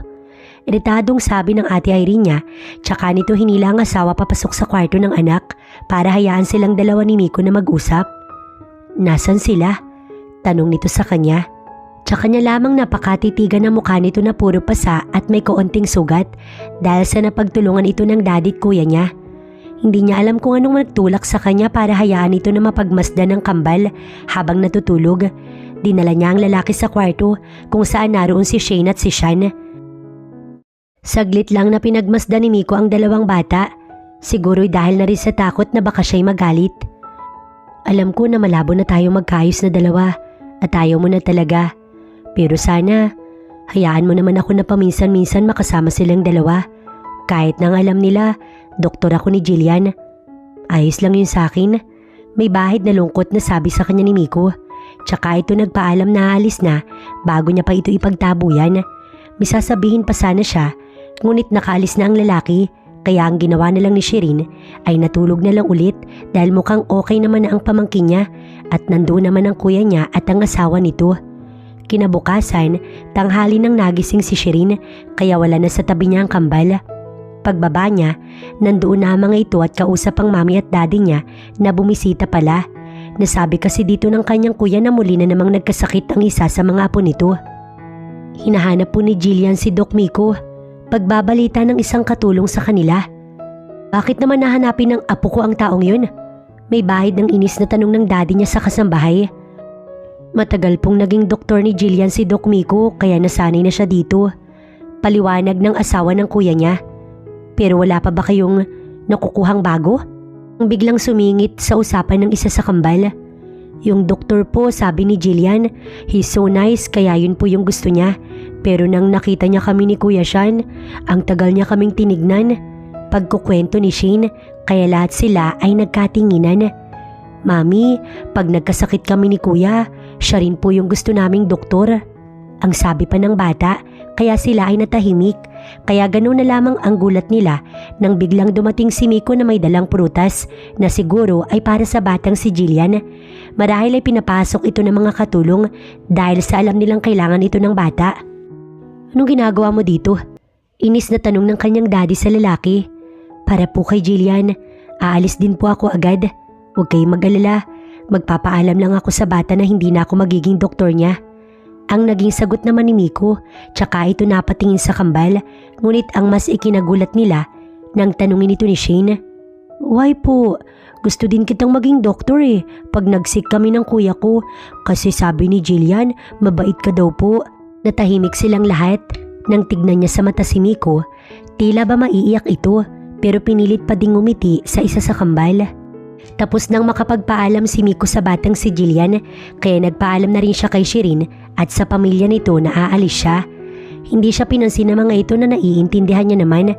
Habang ang kambal, kumuway naman sa kanya. Tanging pagbabay na lang din ang nagawa niya sa mga ito, tsaka siya mapait na ngumiti. Nang pasakay na siya sa kotse, sinundan pala siya ni Shireen. Nakapagpaalam ka na ba sa bata? Yeah, yun lamang ang kanyang nasabi. Hindi naman ako ganun kasama para hindi ka hayaan na makasama ang mga anak mo sa akin. You mean? Mababa kasang saya sa tono ng kanyang boses. Ipakikilala na kita sa kanila. Sabi ni Shireen sa seryosong boses. Kaya naman, hindi napigilan ni Miko ang sariling yakapin ito. Pero nang mapagtanto ang kanyang ginawa, agad din itong pinakawalan si Shireen. Salamat. Tanging ang pagtango lamang ang naging tugon ni Shireen. Tsaka hinayaan si Miko na umalis na. Nakita ko yon. Mapanuksong sabi ng ate Irene niya na sumunod pala. I'm just doing this for the twins. Sige, sabi mo Sabi ng asawa ng kanyang kuya. Hindi mapigilan ni Mikong mapangiti Nang maikwento niya nga sa kapatid ang napag-usapan nila ni Shireen, labis na natuwa ito at sinabing masayang masaya ito para sa kanya. Tinext na lamang ni Shireen si Miko. Hiningi niya ang number nito sa ate Irene para masabi sa lalaki kung saan sila magkikita kasama ang kambal. Nang matanggap ni Miko ang text niya, mabilis itong natuwa dahil hindi rin pala ganoon katigas ang puso ni Shireen. Nang sumunod na araw, naganap din ang napag-usapan na pagkikita. Mommy, bakit po tayo nandito? Tanong ni Shane sa mami niya habang si Shan ay tahimik lamang. Wala pa kasi si Miko. Siguro'y may inaasikaso pa ang lalaki. Sorry I'm late, traffic kasi. Paghingi ng paumanhin ni Miko nang ito ay dumating na. Doc? Natutuwang sabi ng batang si Shane. Napangiti na lamang si Miko kahit sa ganoong paraan siya tawagin ng anak niya. May kailangang sabihin sa inyo si Mami. Paliwanag ni Shireen sa dalawang bata. Ano po yun, Mami? Kunot ang noon na tanong ni Shane. Tumingin muna siya kay Miko bago sabihin ang nais. Si Doc Miko, siya ang... Hindi niya matuloy-tuloy ang dapat sabihin pero nandoon lang si Miko na handang maghintay hanggang sa matapos niya yun. Siya ang daddy niyo. Sa wakas ay nasabi niya rin. Hindi makapaniwalang tinignan ng batang si Shane ang hinahangaang doktor. Kayo po ang daddy namin? May daddy kaming doktor? May daddy na kami. Tuwang-tuwa na sabi ng bata na bababa sanat upang yakapin ng ama. Pero si Miko na ang lumapit sa bata at niyakap ang kambal. Namalaya na lamang ni Shireen na may tumulong luha mula sa kanyang mga mata na agad niya ring pinunasan bago pa iyon makita ng kambal at ni Miko. Habang kumakain sila, panay ang kwentuhan ng mag-ama. Si Shane ang pinakamadaldal. Ito talagang madaming kwento sa ama. Habang si Shan, sumasagot naman kapag ito ay tatanungin. Dahil mukhang busy naman ng mga ito at hindi mapapansin kung saglit siyang mawawala, sinagot na muna niya ang tawag sa kanya. Shireen, nandito kami ng daddy mo sa bahay mo. Nasaan ka ba't ang kambal? Ang mami niya pala. Pinapasyal ko lang po sila. Pagsisinungaling niya. Dahil tiyak na magagalit ito kung sasabihin niya na kasama nila si Miko at ayaw naman niyang mangyari yun. Okay, sige. Didiretso na kami sa kuya mo. Keep safe. Saad nito at nawala na ang kanyang kausap. Sinong tumawag? Nang makabalik na siya sa table nila, yun ang naging tanong ni Miko. Si Mami. Simple niyang sagot. Hinahanap na ba kayo? Nangangamba nitong tanong. Siguro'y natatakot na umalis agad sila. No, hindi pa. Just keep talking to them. Tsaka siya tumingin sa kambal. Napangiti na lamang si Miko sa kanyang sinabi at dahil nasa mall naman sila ay humanap si Miko ng lugar na pwedeng paglaruan ng kambal ngunit masyadong maraming bata. Kaya naisipan ng lalaki na ibili na lamang ng laruan ng kanilang anak. Ayaw namin yan, Daddy. Gusto po namin yung pinaghihirapan nyo. Sabi ni Shane kaya mahina siyang natawa pero nang titigan siya ni Miko, muling sumeryoso si Shireen. Sa may claw machine sila pumunta. Si Miko ang naglaro dun. Nung unay tuwang-tuwa sila dahil walang makuha si Miko. Pero kalaunan, magkasunod na may nakuha ito kaya tuwang-tuwa ang dalawang bata. Buhat-buhat nito si Shane habang si Shan hawak niya sa isang kamay nang tanungin siya nito. Iuwi mo na ba sila?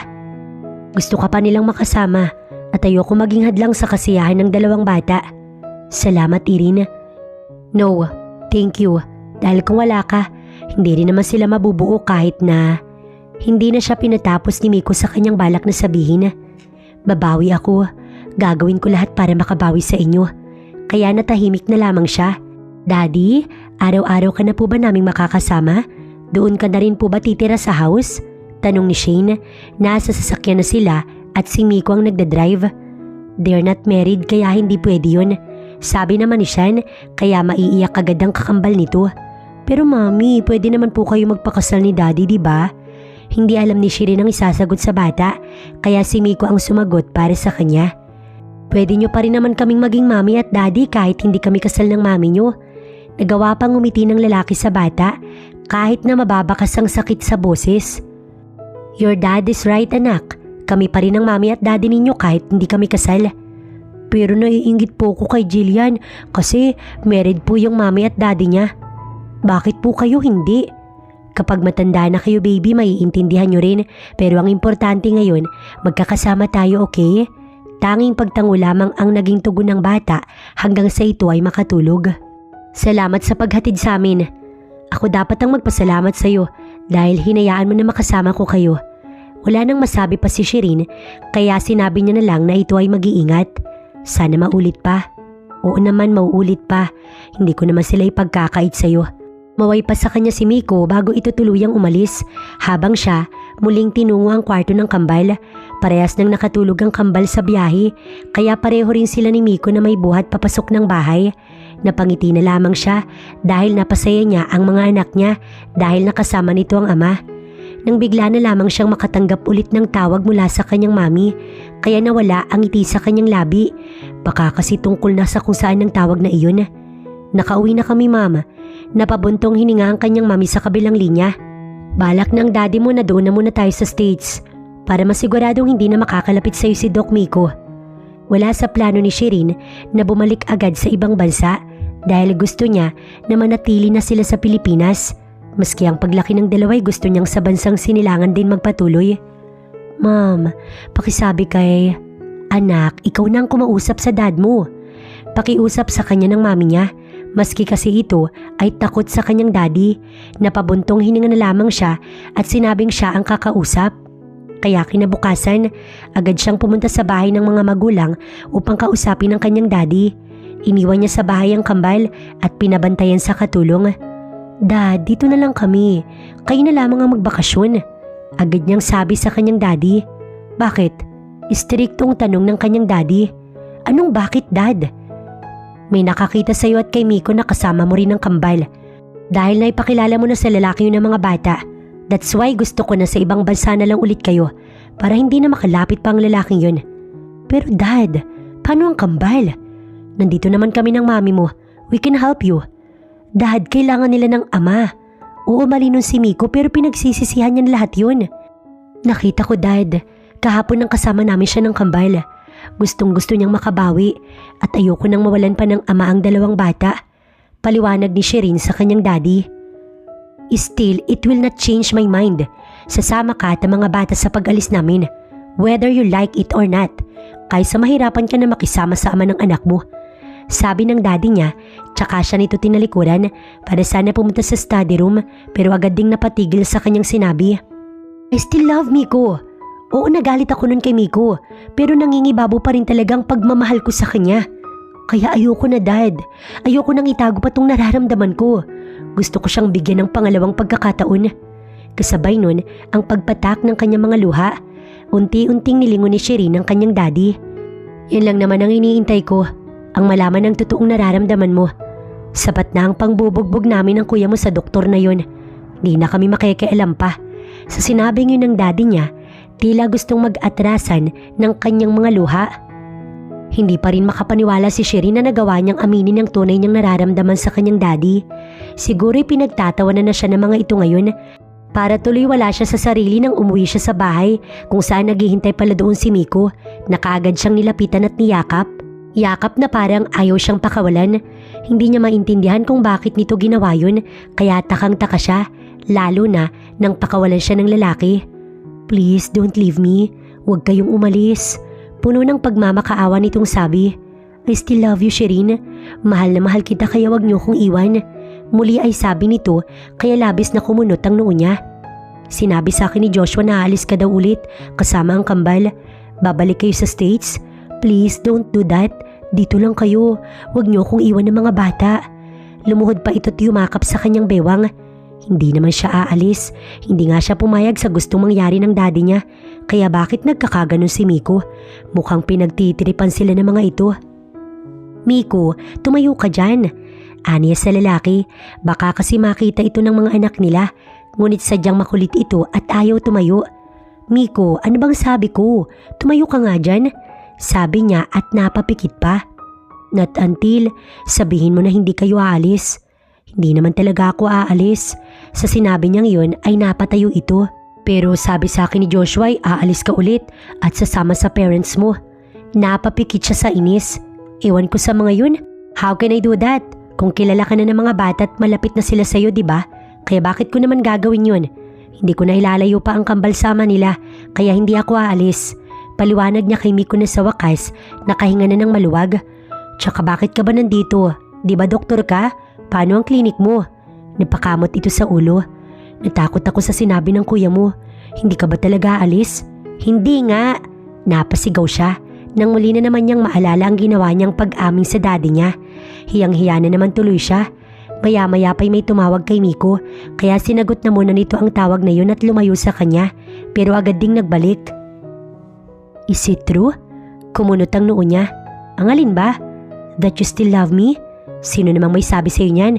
Maang-maangan niyang sabi. Sabi ni Joshua, yun daw ang sabi mo sa daddy mo eh. Sa totoo niyan, nakita talaga ng daddy at kuya ni Shireen ang pagiging sincere at pagsisisi ni Miko, kaya ang mga ito na ang gumawa ng paraan para magkaaminan ng dalawa. Gusto rin kasi nilang magkaroon ng sariling pamilya si Shireen at magkaroon ng ama ang mga anak nito. Napapikit na lamang si Shireen. Ang mga yun talaga? So, totoo ba? Mababakas ang saya sa boses ni Miko. Magmamaang-maangan pa sana si Shireen at sasabihin na sinabi niya lang ang mga salitang yun para hindi ito mawalay sa mga anak nila. Pero huli na ang lahat dahil muli siyang niyakap ni Miko at nakita pa iyon ng kambal. Okay na po kayo mami, daddy? Magpapakasal na po ba kayo? Tanong ni Shane sa kanila habang ang kakambal nito ay napapangiti lang. Batid niyang dahil sa nalaman ni Miko na mahal niya pa rin ito, labis na lumakas ang loob ng lalaki. Kaya naman kasama siya at ang kambal, pumunta sila sa bahay ng kuya Joshua niya at ng asawa nito kung saan nandoon rin ang kanyang mga magulang. Doc Miko, tuwang-tuwa ang batang si Jillian nang siya ay makita. Jillian, si Doc mo ang daddy namin. Pagbibida ni Shane, kaya kumunot ang noon ng pinsan habang sila'y natawa na lang, lalo na ang kanyang kuya. Anak, simula ngayon, Tito Miko na yung itatawag mo kay Doc Miko dahil magiging asawa na siya ng tita mo. Sabi pa nito sa anak na si Jillian, kaya naman si Miko ay ngingiti-ngiti lang. Totoo po, Tita Irene? Tanong ng bata sa kanya. Oo, totoo yun. Si Miko na ang sumagot para sa kanya. Kaya naman, napapalakpak ang bata. Yay! Napatalon pa ito. Worth it po pala yung mga suntok kung ganito ang magiging kapalit. Sabi ni Miko, kaya natawa na lamang ang daddy at kuya niya. Gusto mo ulitin natin para masaya. Pabirong sabi ng kuya niya, kaya naman nakatikim ito ng kurot sa bewang mula sa asawa. May mga bata. Sabi pa ng kanyang ate Irene, ang kuya niya ay nagpipisay na lamang sa asawa nito. Kung magiging mag-asawa ba sila ni Miko, magiging ganun din kaya ito sa kanya? Teka, bakit niya ba iniisip yun? Isang dinner ang naganap kung saan lahat sila ay kapwa masaya, lalo na ang mga bata. Matapos yun ay balik sila sa pagkukwentuhan. Gusto muna niyang mapag-isa kaya pumunta siya sa may garden at sinundan naman siya ni Miko. Why are you here? Kasi nandito ka. Simple nitong sagot. Pumasok ka na sa loob. Ito lang ako hanggat nandito ka. Kung paano sinaktan ng mga salitang yun ang sabihin mo sa akin? I was so excited na sabihin sa'yo dahil akala ko matutuwa ka. Pero biglang napalitan ng sakit ang lahat dahil sa sinabi mo na hindi ka pa handa. At kahit hindi mo direktang sinabi sa akin, ay sinabi mo na din noon na ipalaglag ko yung anak natin. Pagkukwento niya sa lalaki. I know, kaya nga, sinenyasan niya itong tumahimik muna. Sinasabi ko lang naman, and maybe tama rin ang ginawa ko na kipaghiwalay ako sa'yo at iniwan ka. Dahil look at you, successful ka na ngayon. You have your own clinic and na-achieve mo na yung dream mo. Hinawakan ni Miko ang kamay niya. But you're my ultimate dream, ang mapakasalan ka at magkaroon ng sariling pamilya kasama ka. Natutupad lang ang pinakapangarap ko kung pakakasalan mo ko, Shireen, kung magiging buo tayong pamilya. Naiyak na lamang siya dahil sa sinabi ni Miko, kaya niyakap siya ng lalaki at hinayaan lamang siya na ilabas ang bigat na kanyang nararamdaman dahil handang-handa itong maghintay sa magiging kasagutan niya. Gaya ng ilang taong paghihintay nito na makabalik siya at natupad na. Bonus pa na may anak sila't kambal pa. Wala naman ng dahilan para hindi niya pakasalan si Miko, pero ipinaalam na muna nila ang tungkol doon sa mga magulang nito, kung saan masayang-masaya ang mga ito, lalo na nang malaman nila ang tungkol sa kambal. Maski si Ella na bigla na lang nawalay masayang-masaya para sa kanila ni Miko, yun pala ay may inaasikaso ito. Mabilis silang naikasal ni Miko dahil na rin sa tulong ng kanilang mga magulang at kapatid dahil baka maghiwalay na naman daw sila'y mahirap na. Wag na kayo maghihiwalay na dalawa. At ikaw Miko, sa sandaling may mali ka na naman na masabi, alam mo na. May pagbabantang sabi ng kuya niya kay Miko. Nandoon na mga ito sa kanilang bahay. Oo, sa isang bahay na lamang sila. Siyempre dahil kasal na sila sa bahay na ni Miko. Huwag mo namang takutin, Han. Natatawang sabi ng kanyang ate Irene sa asawa nito, kaya naman sila nagtawanan. Dahil sa busy sa pagkukwentuhan ng mga ito at pagbabantay sa mga bata, hindi na napansin na bigla na lamang silang nawala. Dinala lang naman siya ni Miko sa kanilang kwarto. "Oh, anong pinaplano mo?" "Sundan na natin ang kambal," sabi nito sa kanya, pero alam niyang biro lang naman yun dahil malaki ang respeto nito sa kanilang pamilya. Maya-maya pa, may inilabas na maliit na box ang lalaki mula sa drawer, tsaka ito muling lumapit sa kanya. "Ano yan?" Hanggang sa binuksan na nito yun at nakita niya ang isang napakagandang kwintas. "Hindi ko naman kailangan yan. Binili ko ito gamit ang pinakaunang sahod ko noon bilang doktor. Hindi ko lang agad naibigay dahil sa sobrang busy, kaya umabot pa ng taon at may mga anak na tayo." Mahina pa itong natawa samantalang siya ay naluha na. "Grabe naman, nakakahiya kung hindi ko tatanggapin kaya isuot mo na." Napangiti na lamang ito tsaka pumunta sa may likuran niya upang isuot ang kwintas, kaya humarap na lang siya sa lalaki. Pinunasan ni Miko ang luha niya. "Shh, baka sabihin ng daddy at kuya mo, pinapaiyak na naman kita't sinaktan." Ngunit imbis na patulan ito, niyakap niya na lamang ang lalaki at niyakap din naman siya nito pabalik. Naging masaya ang pagsasama nila ni Miko. Kahit na doktor ito ay hindi ito nawawalan ng time sa kanila at hindi na lang ito doktor ni Jillian kung hindi doktor na ng buong pamilya. Masayang masaya sila ni Miko nang masundan na ang kambal, babae ang sumunod kay Sean at kay Shane na pinangalanan nilang Chanel. Kaya nga ang sabi nila sa panganay nilang anak na wag papaiyakin ng mga kapatid at kung sino mang babae in the future. Sinabi rin nila na wag itong tatalikod sa responsibilidad. Sa ngayon ay isa silang masayang pamilya na namumuhay, kung saan proud na proud ang mga anak nila kay Miko dahil ang daddy daw ng mga ito ang doktor na laging ipinagmamalaki sa mga kaklase. Miski naman siya'y ganun din, kaya nga mahal na mahal niya ang asawa at bilib na bilib siya rito.